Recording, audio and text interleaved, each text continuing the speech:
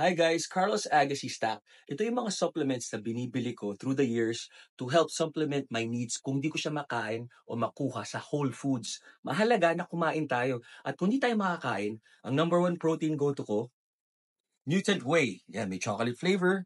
Tapos kung gusto mo naman unflavored, hahalo mo sa ice cream or kung ano man. Phytonutrition unflavored.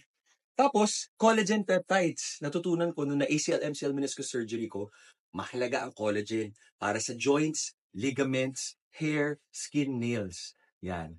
Tapos, ito, EAAs, essential amino acids. Ito yung essential amino acids na kailangan ng katawan natin. Zero calorie siya, so hindi siya nagbe-break ng fast. So, pwede natin siyang inumin any time of the day o kung gusto natin ng quick boost of energy.